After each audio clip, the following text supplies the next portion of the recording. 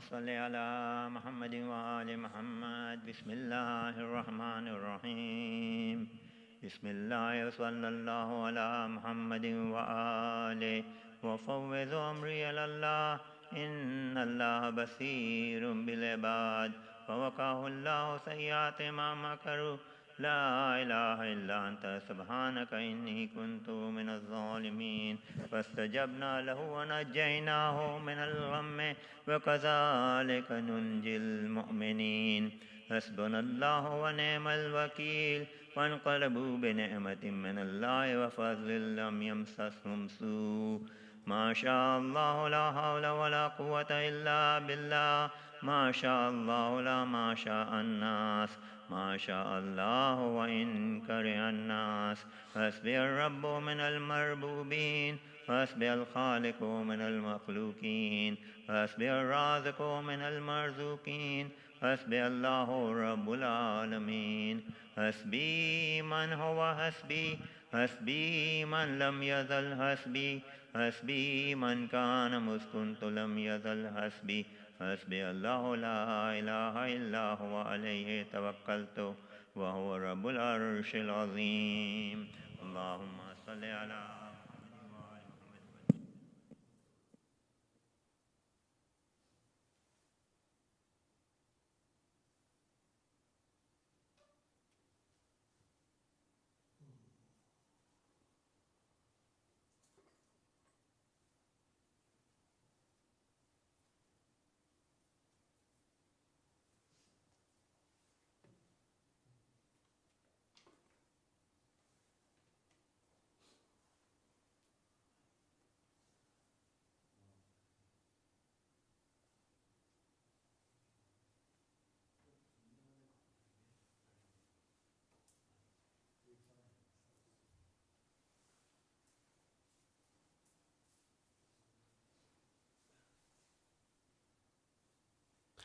أعوذ بالله من الشيطان الرجيم بسم الله الرحمن الرحيم الحمد لله رب العالمين الصلاة والسلام على أشرف الأنبياء والمرسلين خاتم النبيين بالقاسم محمد اللهم صل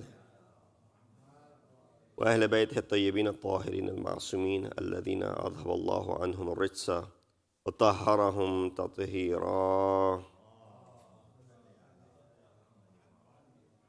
أما بعد فقد قال أمير المؤمنين علي بن أبي طالب عليه الصلاة والسلام في خطبته ويقول والله إن امرأ يمكن عدوه في نفسه ويعرق لحمه ويهشم عظمه ويفري جلده لعظيم عجزه ضعيف ما ضمت عليه جوانه صدره صلوات على محمد وآل Muhammad. In this 34th khutbah of Nahj al-Balagha that we've been discussing, we have reached the third section of these 4 sections that we have. Let me just recap the last 2 sections quickly. Part 1 was fear of jihad. Imam was scolding the people of Sham and people of Kufa rather, against mobilizing them towards the people of Sham and the enemy in the form of Muawiyah. Then Imam highlights their fear of jihad, how they were afraid of it. These harsh words were used primarily to arouse them, to make them feel a little bit of honor and dignity, bring about something. And then in this third, Imam, continuing on the same path of describing the danger ahead of them. While he spent the first 2 portions of this khutbah were bringing this, encouraging them, bringing them on board, trying to bring some honor and dignity into them. This third section is highlighting the reality on ground. So it's not like something which is a made-up fantasy that Imam is speaking of. Imam is telling them of the actuality and the reality that is on the ground. So he is not giving the enemy an opportunity. Well, that's what the people of Kufa were doing.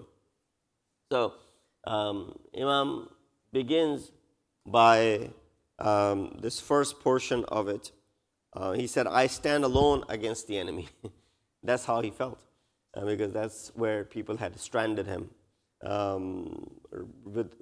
Despite Imam's repeated attempts to revive the sense of honor and dignity into them, to stand up for your right, what belongs to you, reclaim it, Imam is resorting to say, I stand alone against the enemy. So in this passage, Imam speaks more forcefully about those who, due to the weakness, passivity, and humiliation, allow the enemy to gain control over them. He says, Wallahi, by God, how powerless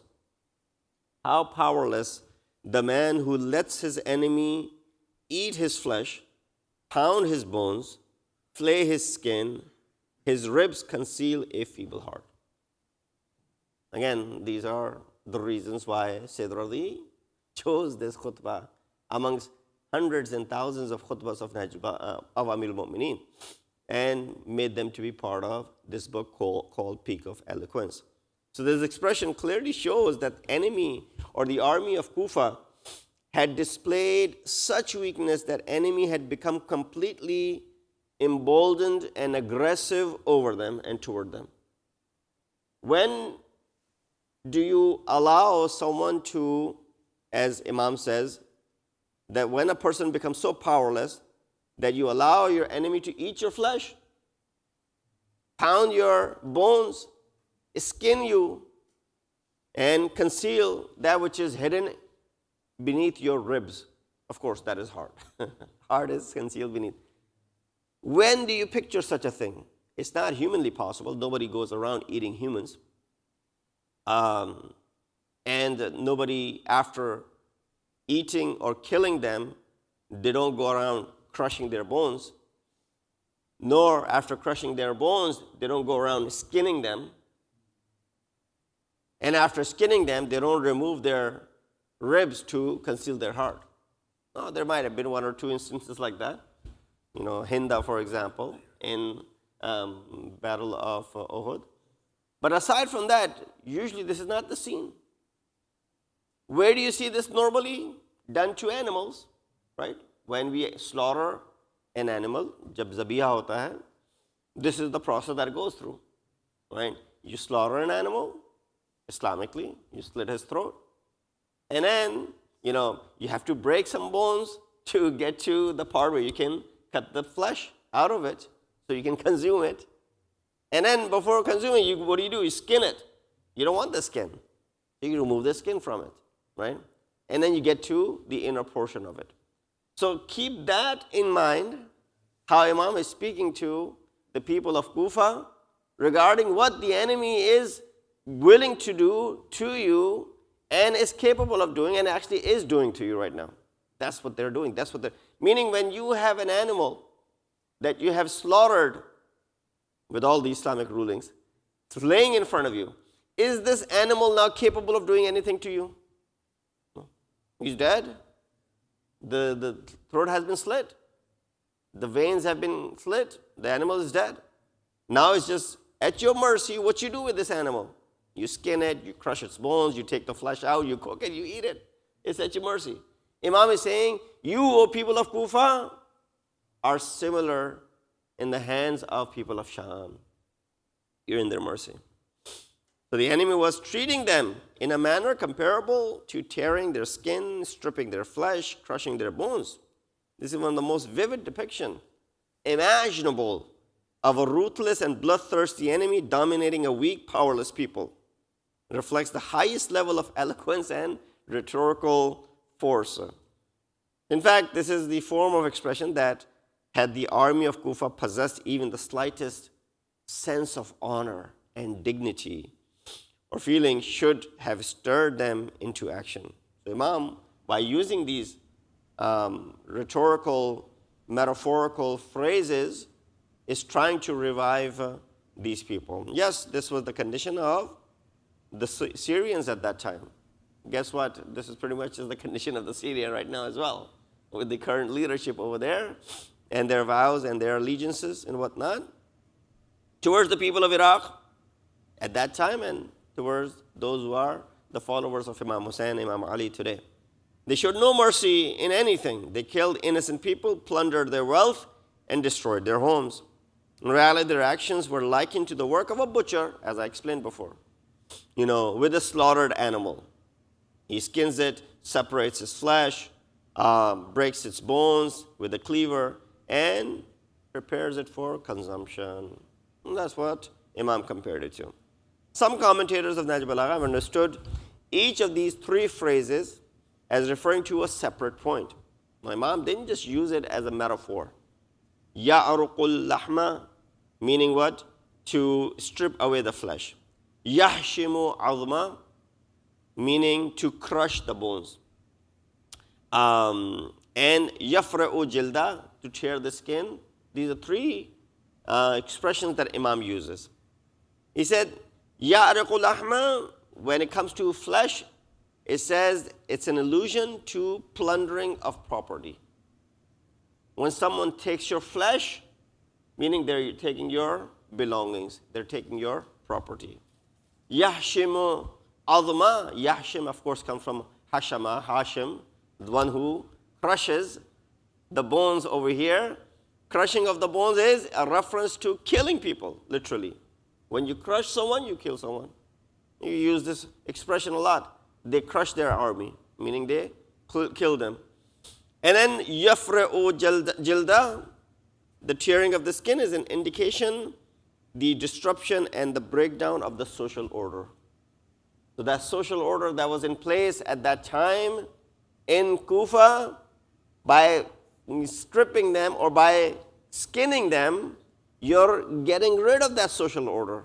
Meaning that which is being followed, which is the norm in the society, it's now being removed and it's being changed. So commentators have been able to derive from these three, which merely seem like expressions, how do you go ahead and kill an animal and do that? That these three meanings could be there as well. Of course, there's no contextual evidence to firmly support this interpretation, but they nonetheless go ahead and give this. There are other interpretations that I mentioned. I'll skip for the brevity of time. Another possible interpretation of the above phrases is that all three actions do not necessarily refer to a single individual, because some people associated this to an individual as well, which we will come to later on. Rather, the enemy, according to the circumstance and the extent of his brutality, may treat one group of defenseless people in a way comparable to tearing their skin. When someone is defenseless, this is how you go through them. Treat another group in a manner similar to stripping their flesh and bones and preparing for consumption. And lastly, the third group, the enemy may inflict calamity, which is comparable to crushing of the bones. So here it has been asked, why did the Imam place the tearing of the skin at the end? Right? What is the order in an animal? What do you do first? You remove the skin first. Then you break the bones, I guess. I don't know. I don't have much experience in slaughtering an animal or bringing a whole animal in and then, cutting it into pieces. But why did Imam place tearing of the skin at the end, while he mentioned the first two as flesh and the blood, and then, of course, the breaking of the bones? The answer is that Imam seems to be indicating that the crimes of these bloodthirsty enemies of Sham occur at different levels. At one level, they are like stripping flesh from the bones. At a higher level, like breaking and crushing the bones. And at a lower level, tearing the skin from the body. The Imam is talking about different levels because they attacked at different times. There were different tactics, and therefore each portion of it is referring to in each section of theirs. So some commentators of Nahj al-Balagha believe that these expressions refer to the events that took place after the martyrdom of Imam. In fact, this happened after Imam left this world. So when he was martyred in the 40th year after Hijrah, this is what the Shami Hukumat did. Forces of Muawiyah gained control over Iraq. They showed no mercy to anyone, young or old, healthy or sick, poor or wealthy, men or women. as historical records clearly attest. So when you go read the history, after the Shahadat of Amir al-Mu'mineen, this is what the Shami Hukumat did. All of this occurred because weakness was shown in the face of such enemies, and people failed to heed and the saving command of the Imam and the leader. However, it appears that this matter was not limited to that particular period, even though it has more severe, horrifying at that time. The phrase "Ma zummat alayhi jawanihu," maybe it's not here. Right here on the bottom. Ma zummat alayhi jawanihu sadrih. Considering the jawanih is the plural of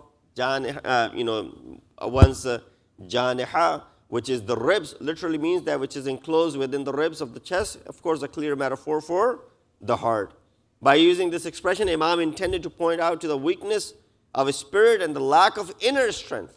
So when he uses the heart is well protected by Allah subhanahu wa ta'ala. Just like the brain is well protected by the skull, it'll take something for the force to get inside the skull to go ahead and damage the brain. And if a little bit of a damage, and of course, a permanent damage to the entire body, therefore it is well protected. Same thing with the heart, because heart has a very important integral function. It is not laying out there.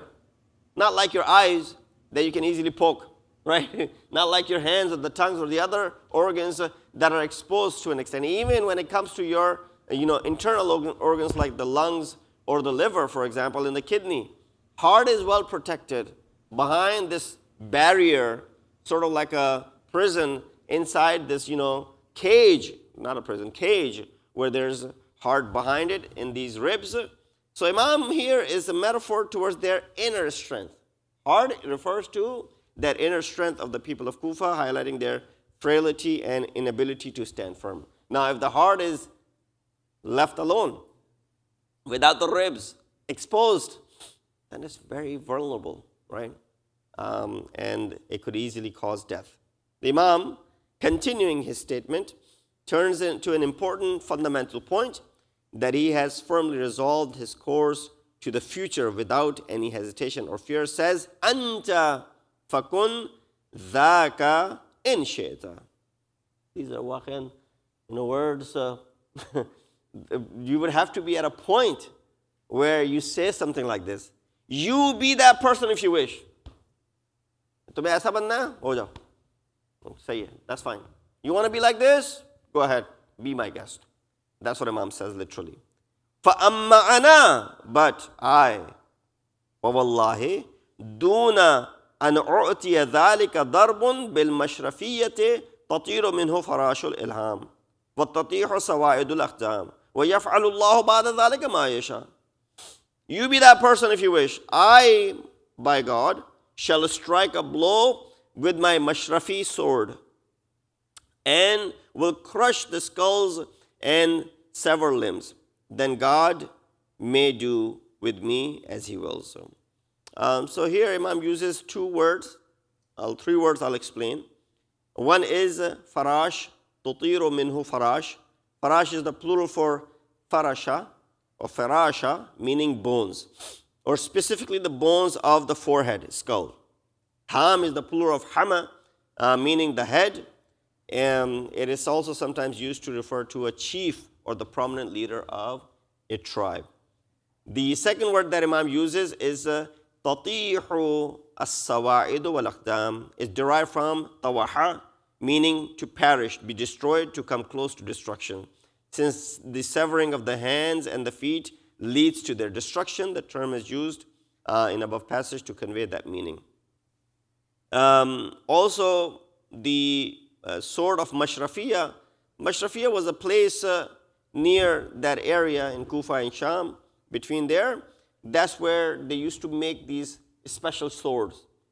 So, kind of like today, if there's some branding of some product, and you say, well, where's this, wallet from? Or where's this, sweater from? Where's this jacket from? You refer to that, brand or that place to boast and brag about it.